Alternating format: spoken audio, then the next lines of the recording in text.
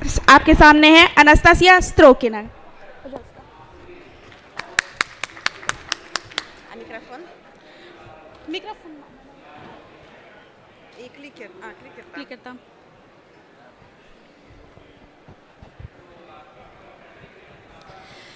Hello, dear friends. Работает. It's working. Hello, dear friends. Good evening.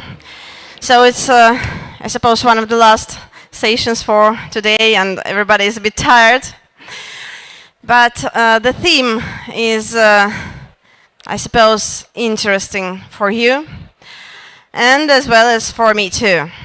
So we're going to speak tonight about Leo Tolstoy and the Vedic tradition.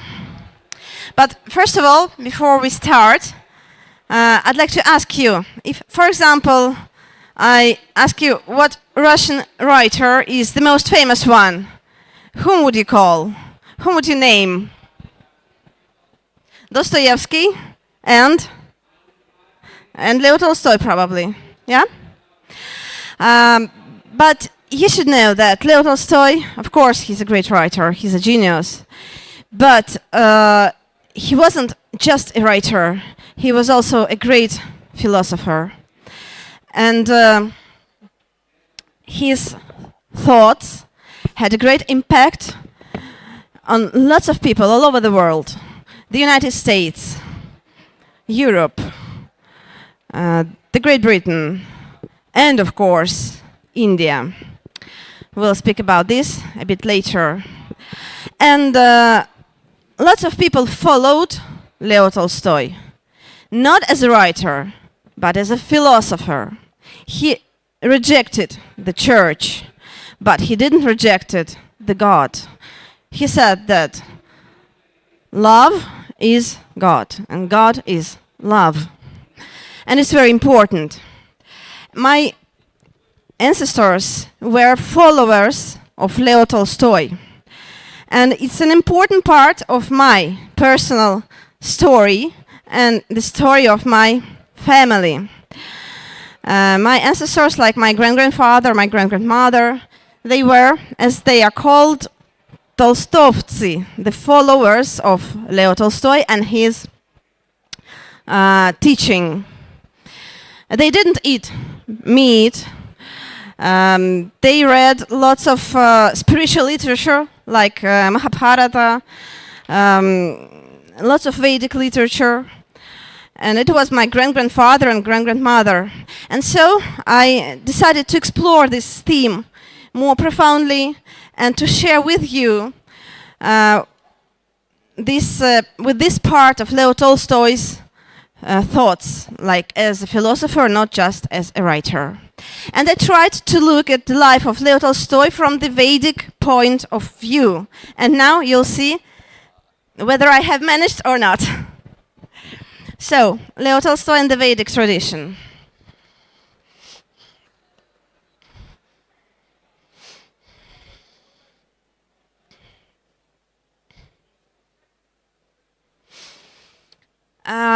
If you ask me, who's the most famous Russian writer involved into the Vedic tradition?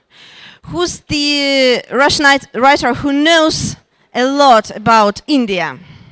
I would name Leo Tolstoy. Even nowadays, there are not so many Russian people who know this philosophy, who are involved, who are deeply profound in this sphere of life, of thought, of human's thought. But Leo Tolstoy was. He was one of the first Russia's experts on the Vedic wisdom. If there was no Krishna, there would not be our concept of God. That's the quotation of Leo Tolstoy. So you can imagine how deeply he was in this theme. And here's from the letter to Premananda Bharati. The metaphysical religious idea of Krishna is the eternal and universal basis of all the true philosophical systems and of all religions. So just make a pause and think of this. How important it was for Leo Tolstoy and how strange it was for Russian people who listened to him. So that you understand, in Russia it's an Orthodox country, of course, you know all this. And the theme of Krishna, nowadays it's popular, but in the period, in the time of Leo Tolstoy, it was something new, extremely new. And he was one of the first persons, one of the first eminent persons to tell about Krishna in Russia.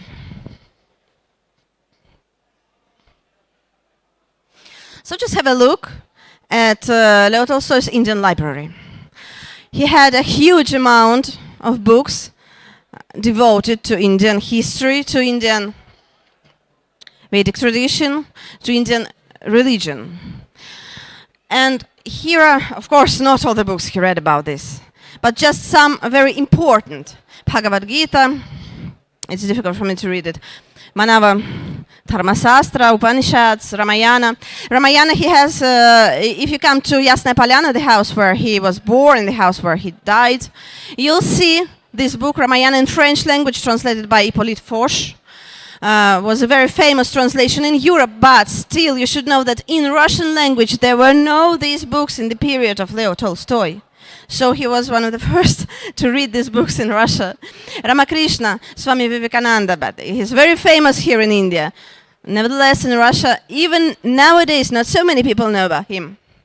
One of the oldest and most profound in thought was the faith of the Hindus.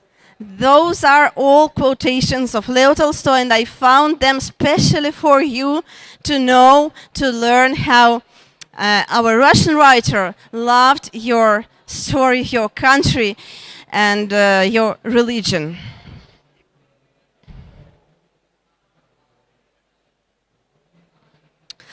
And the continuation of the previous slide. From India, America, and other countries, Tolstoy received magazines and books about Indian traditions. Lots of magazines in French language, lots of them in German language. He spoke fluently French, German, English, and 14 more languages. 14 languages he could speak. And so you can see what he had. Of course, not all of them. There are more than 200 amounts of books, items of magazines and books in different languages connected with the theme. And here you can see Pramanand Bharati in his letter to Tolstoy. So yes, you should know that Tolstoy had a conversation, like a verbal conversation with lots of Indian eminent people. In London, New York, Boston, I met so-called great men, scientists, writers, and philosophers. Pay attention, please. So-called. It's important. Bharati says, so-called philosophers, so-called writers. And if we think how many so-called doctors, so-called lawyers, so-called musicians, and other people are nowadays among us, and Bharati understood this, of course, and he noticed it, and he said, among all these so-called writers and philosophers, but all of them were only able to repeat what others thought. Your books, says he to Leo Tolstoy, are remarkable for the simplicity of a true sage. So of a true man of wisdom. And it's a great appreciation, I suppose, from such a great person as Pramanand Bharati. How do you think? For me, it's amazing. Here you can see the Vedic magazine, a book by Abhinanda Swami, the Free Hindustan magazine, the Light of India magazine, Los Angeles, Calcutta. It was edited, it was published both in Los Angeles and Calcutta. And lots of magazines came to Leo Tolstoy. He received lots of magazines from the United States. Of course, there was no internet in that period of time. And he had a great post box on his house, and he received this magazine, so he really used them. Die Religion der Hindus, auf Deutsch, in German language, a monthly magazine and review devoted mainly to Aryan religion, science, philosophy and literature, Madras. And he read them all, because when I saw these items and I saw the marks of Leo Tolstoy in these very books and magazines. So he really read them. It wasn't just for storage. It wasn't just for beauty to put in the shelf, as we often do, my friends. Who of us haven't bought a book and just to put it on the shelf and to forget about it? It's a beautiful cover, for example. But he did read all the books. Well,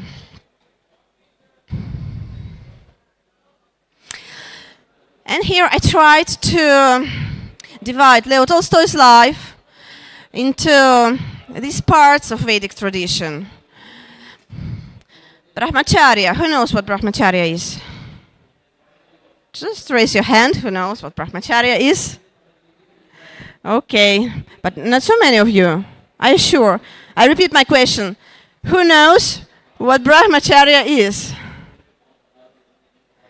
Okay, thank you.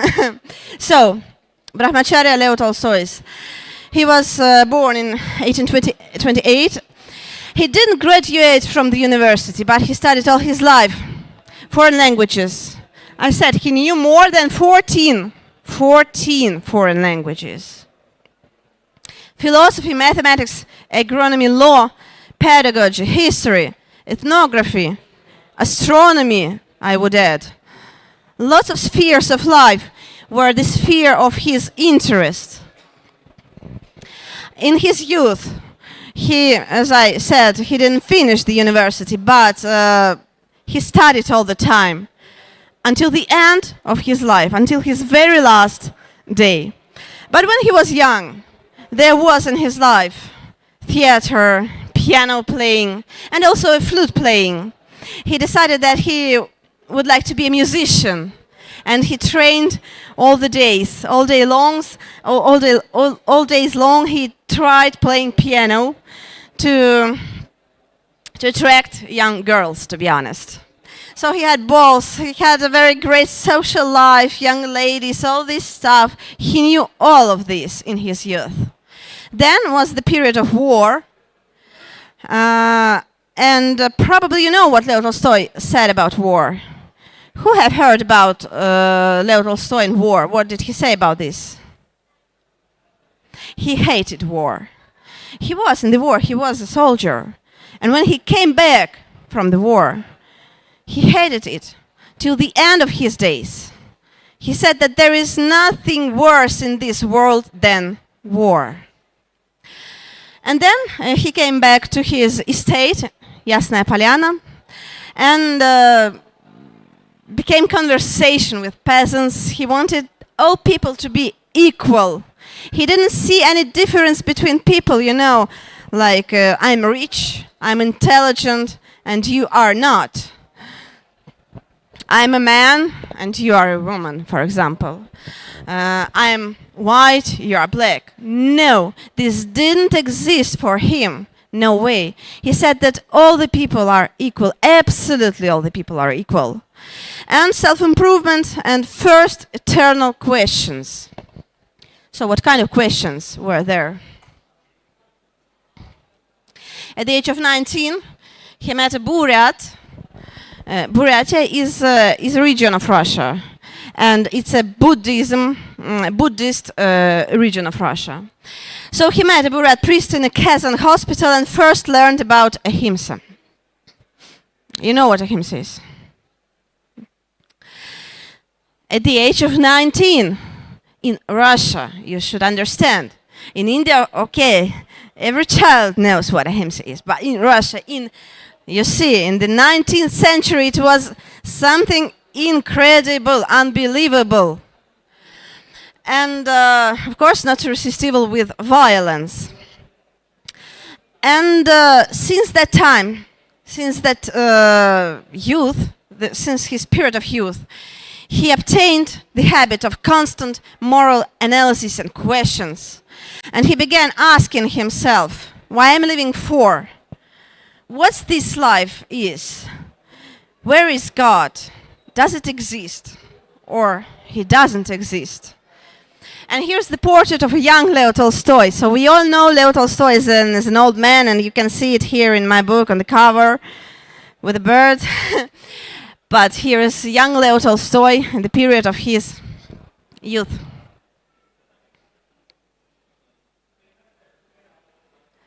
Oh, sorry. Here you can see some old pictures, old photos of Kazan. It's a big city in Russia. And there was the university where he studied, but he didn't finish it, as I have told previously. And here is the university where he studied, you can see. And some streets, some views of old Kazan. By the way, Leo Tolstoy studied at the Faculty of Foreign Languages, and he studied Arabic language, Turkish language, but to be honest, he didn't speak them fluently. Nevertheless, he was very interested in sciences, and also he studied law. So now it's Leo Tolstoy's Grihastha. He adored his family. He had 14 children. Interesting, he knew 14 languages and he had 14 children. My whole life centered for this time in my family, in my wife, in my children, in everyday worries about the improvement of life. I wrote, teaching what was true for me, that one should live in such a way worrying for better things for oneself and one's family. So in this time of Grihastha, he was concentrated on his family only. He was very involved in the problems of family, of his estate. He was improving his house, and he had a big house, of course. So here you can see the family of Leo Tolstoy. His wife, Sofia Andreevna, his children, 14 children, and some of even grown-up children with their families here too. Here's the house of Leo Tolstoy in Yasnaya Polyana. He wasn't born in this very house, but it existed, because the house where he was born in Yasnaya Polyana was destroyed. But he lived in this house, and he wrote almost all of his famous works, his famous books, in this house.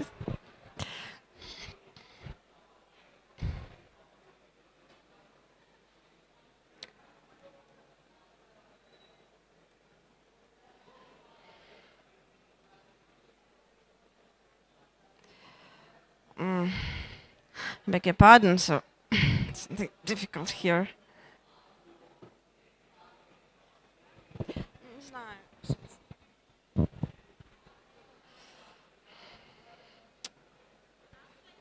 Можешь как-то...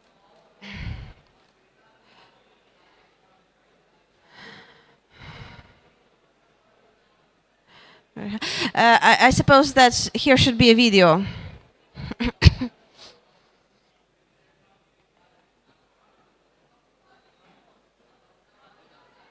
And now we'll see an old video with Leo Tolstoy in Yasnaya Polyana, in his estate where he lived.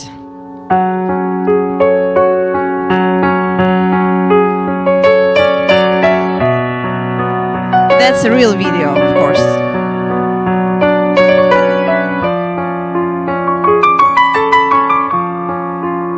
I beg your pardon for the quality, but still, that's Leo Tolstoy in his very person.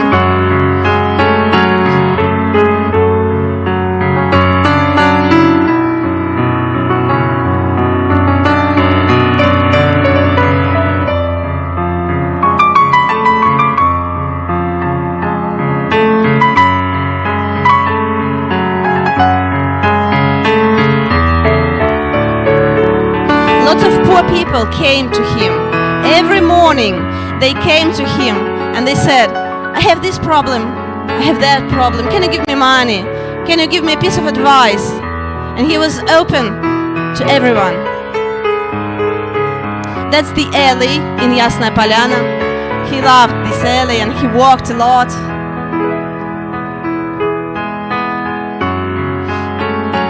And in his estate he had a special tree. The tree of poor people, it was called. So in the morning they gathered at this tree, and they were waiting for Leo Tolstoy to come and to talk to him. And even people from different countries came to Yasnaya Polyana just to talk to him, because he was a very interesting, sage person, a person of wisdom. They said that there are two tsars in Russia. First one is a real tsar, emperor, and the second one is Leo Tolstoy. He was extremely important for people. So you can see, as an old man, he's riding a horse. Until the end of his life, he did this. It's all Yasnaya Polyana. He planted lots of trees, and nowadays there is a great forest planted by Leo Tolstoy. He worked together with peasants in the field. Here with his spouse, Sofia Andreevna.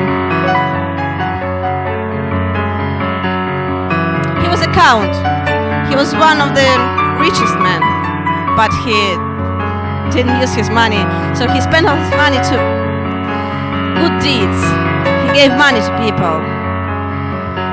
And he didn't want to take money for his books. He wanted to give them as a present. Although his wife didn't like this so much, because they had 14 children and they had to raise them up.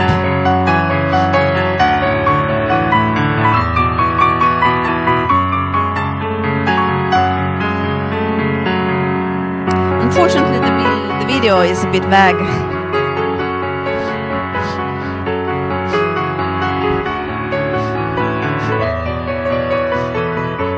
He loved animals and children and his grandchildren. So as you see, he had a very big family. And he always wanted to have a big family because his mother died when he was just 2 years old. And his father died when he was 7 years old. So he didn't see parents. And he longed for a family all his life. And his family was very important to him, of course.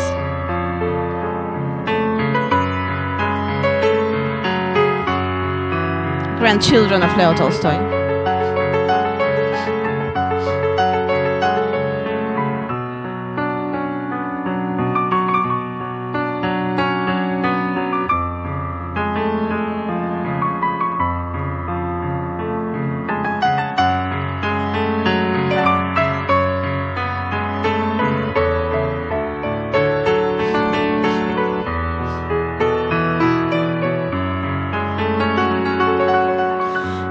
If you want, you can come to Russia and see this Yasnaya Polyana estate. It's a very popular place. As they call it, it's a place of fourth. A place where you can gather some kind of energy that will guide you. This energy that will help you in your life. And it's really true. I used to come to Yasnaya Polyana every year. Nowadays it's a bit difficult for me, but I used to do it. So it was a small video of Leo Tolstoy, just for you to feel the ambience of his life, the ambience of these men. And next slide.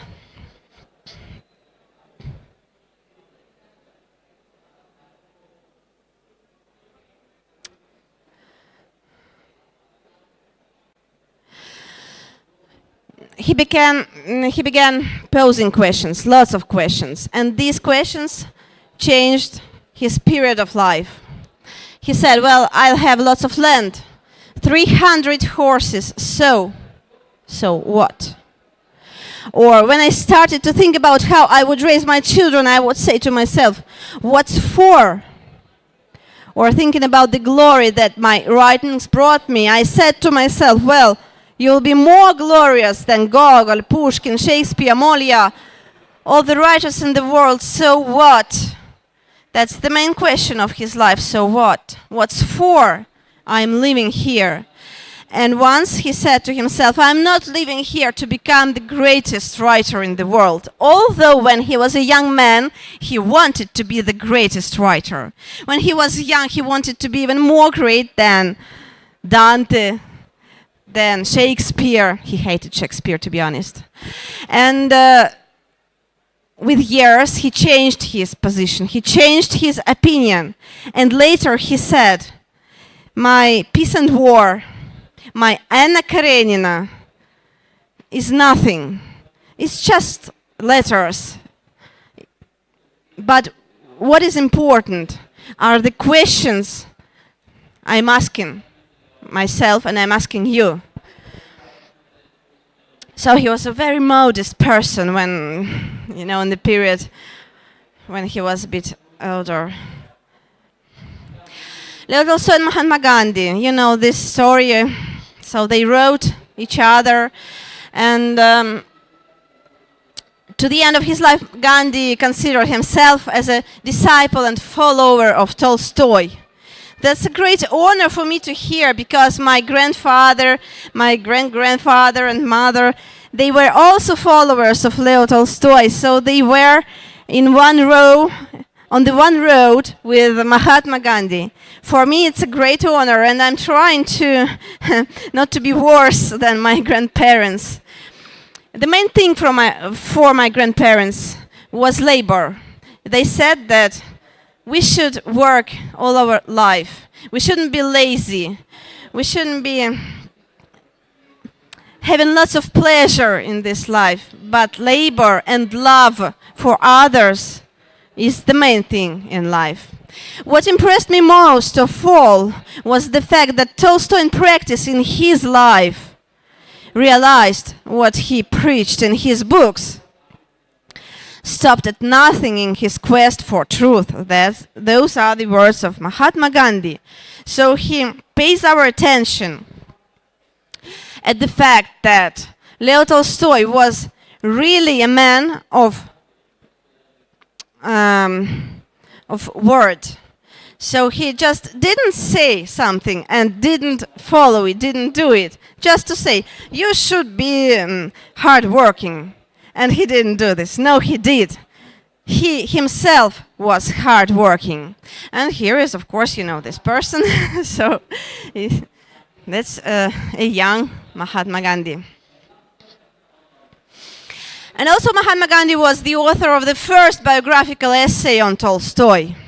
That's an interesting fact, and I suppose that not all Indian people know about this, that he was the first to write a biographical essay. It wasn't a great book, it wasn't a biography, but an essay, a very important essay for Indian people. He wanted, Mahatma Gandhi wanted Indian people to know about Leo Tolstoy, to know about that fact that this great man of Russia has something to do with India.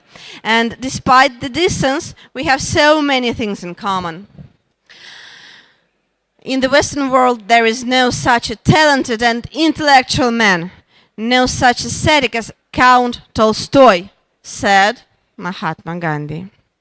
He renounced wealth. I said that he didn't love money. He didn't want to use them for himself. He wanted money to use for other people.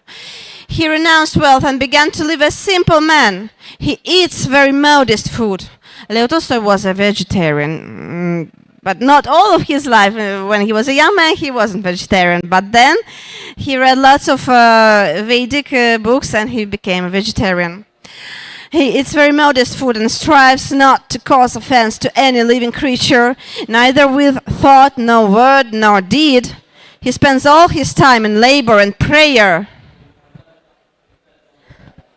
I think that is it should be, it must be, it probably is very close to what you think, to what the Vedic tradition is.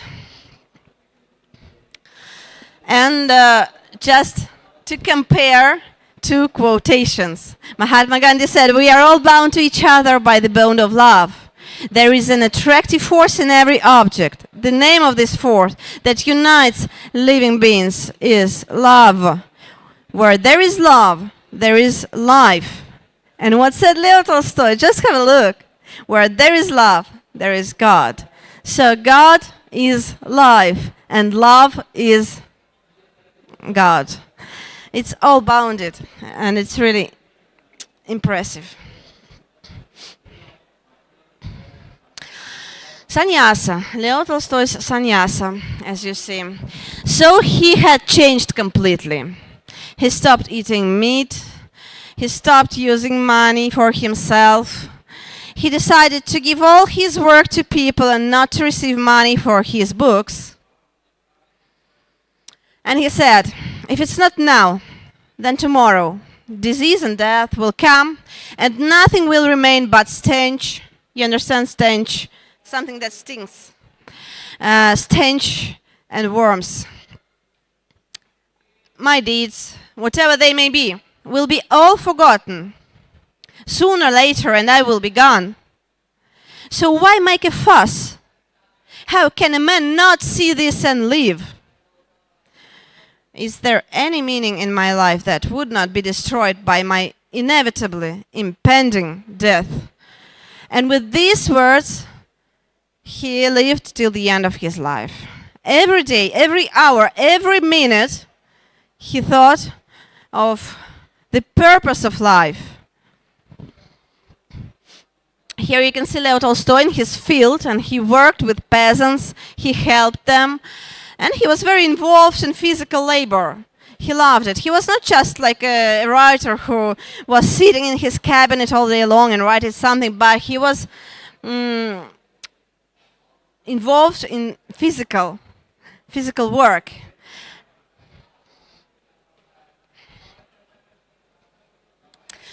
And on October 28, 1910, between 4 and 5 a.m., Leo Tolstoy left home into eternity. So he died on October 28. When he died, it was a tragedy for a lot of people, and for my grandparents too. They lived about 5 days walk from the place where he died. And they went on foot just to say the last goodbye to Leo Tolstoy. As lots of people did, actually. My grandparents were not the only ones who went on foot to see Leo Tolstoy and to say the last goodbye to him. He was a very important person, as you see.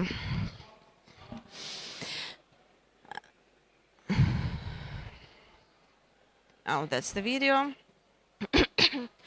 And, of course, in India, people knew that Leo Tolstoy died. And here you can see an obituary. I found this obituary in Modern Review, that was a magazine in Modern Review, India, in the person of Count Tolstoy, one of the greatest personalities has left humanity. That is Indian newspaper writing.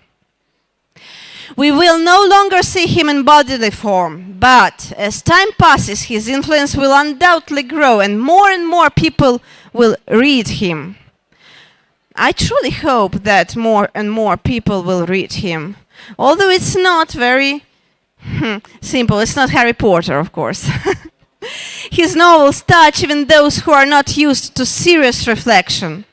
However, all those interested in the progress of humanity cannot fail to reflect on what he wrote about peace and war, about non-violence, and about philosophical anarchism.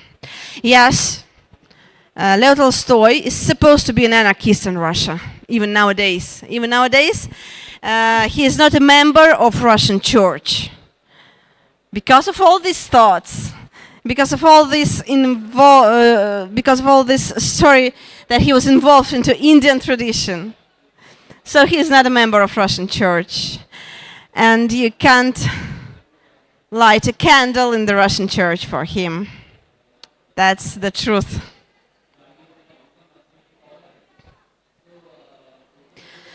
I think it's more and more actual nowadays, in the time of turbulence, when there is so many war in the world. And it's very important to remember the words of Leo Tolstoy and Mahatma Gandhi also. The words that will lead us to peace if we follow him, of course, if we do something. So thank you for your attention. And now I have a special question for you.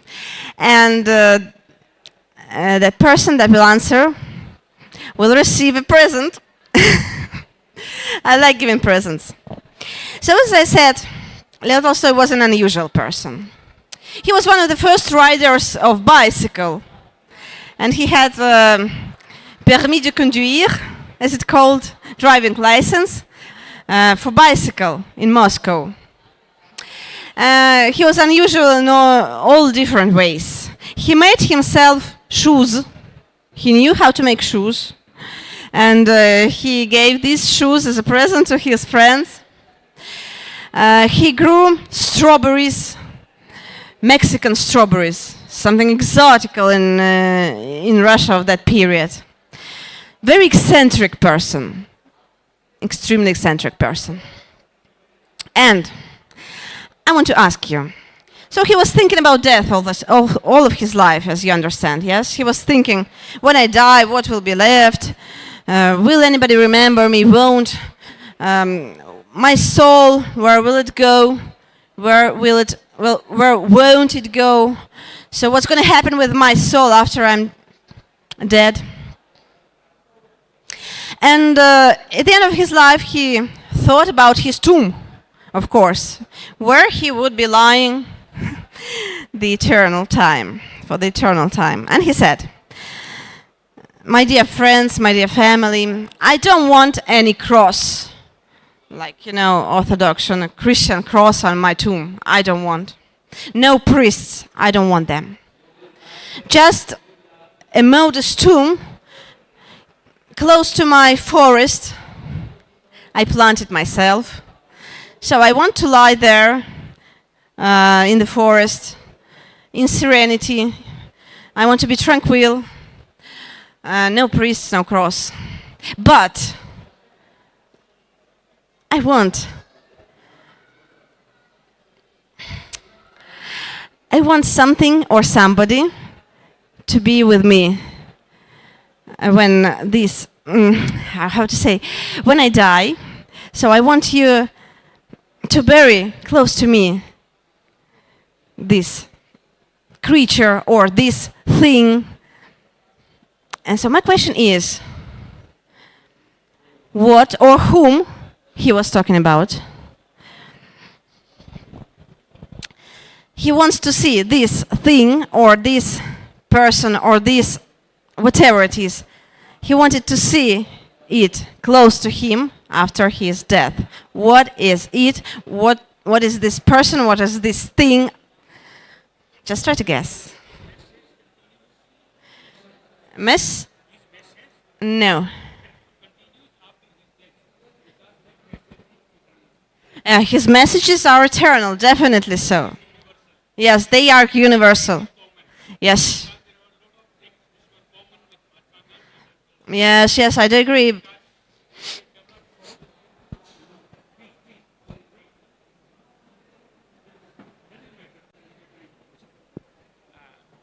Thank you. Спасибо вам большое. Это очень интересно. It needs a lot of time to discuss it. Otherwise, we will lose the dusha, русская, единовременно индийская.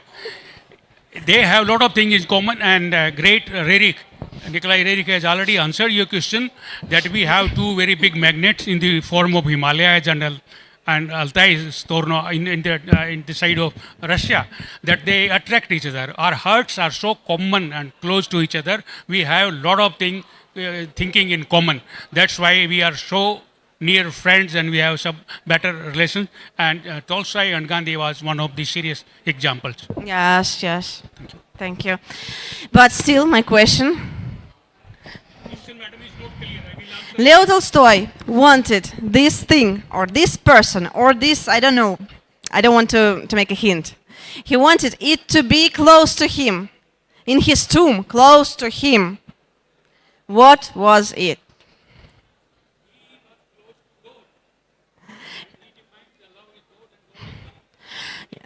Yes, you're right. But any suggestions? Don't be afraid, just switch on your imagination. What was he thinking about? Sorry? Uh, No, it's not about God. It's not about God. It's not. It wasn't Bible. He didn't like Bible so much, to be honest. But was that's it another like theme. the Ah, was it like the Hindu scriptures like Bhagavad Gita or no, no. He didn't want them to go in earth with him. He left these books. Just he loved them. He absolutely loved Bhagavad Gita, but he didn't want this book to be in tune with him. Maybe he wants peace to Peace? left over him. Yes, he definitely wanted peace. Okay, I'll make a hint. Okay. It's something alive. So he said, when he dies, I want him to be close to me. is it his spouse, House? his wife, Wife? That's a very good question. No, it wasn't his wife. Horse? A horse. Yes. There was a horse. There was a horse whose name was Delir. And in video you saw that he rode a horse almost till the end of his life. Thank you so much. So it was really a horse. But of course he didn't want to kill this horse. He said, when time comes and when Delir dies, just bury him close to me. And it was accomplished. So he absolutely loved horses, and he had his beloved horse whose name was Delir. You made question very complicated. That's why we cannot answer. So thank you so much, and I have a small present for you. After our conversation, I will give it to you. Yes, and if you have any questions, you are free to post them. actually you mentioned that he didn't like Shakespeare. Why he didn't like Shakespeare? Like the world loves him, but why? Like it was contradicting that he didn't like Shakespeare. What was the reason? He didn't like lots of writers, to be honest.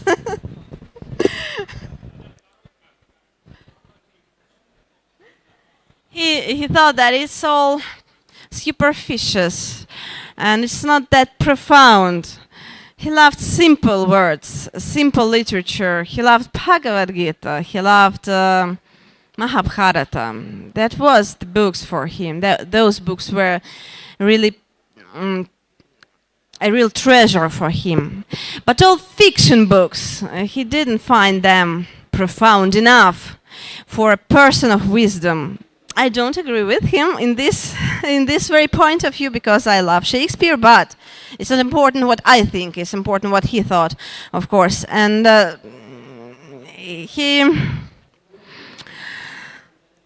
was an eccentric person, and he didn't love lots of musical pieces.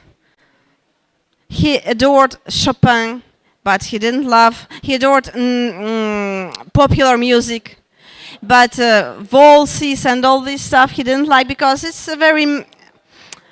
for amusement. It's not for serious contemplation. And he was a serious man of a serious contemplation.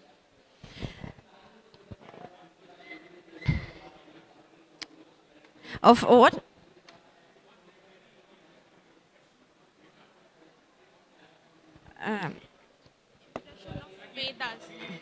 Of Vedas. He read Vedas, definitely.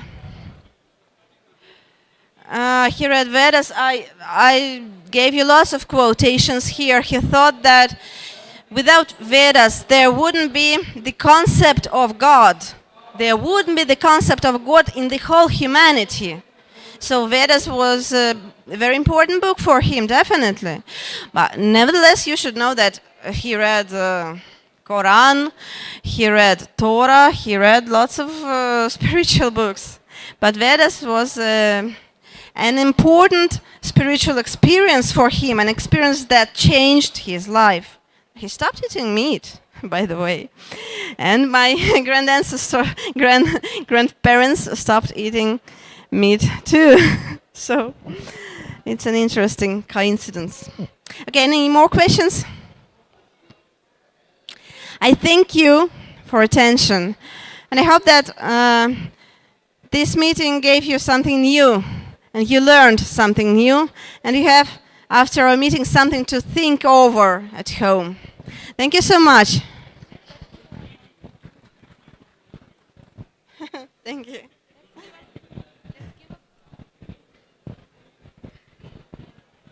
Anastasia, спасибо большое. Let's give her a big round of applause. Thank you. And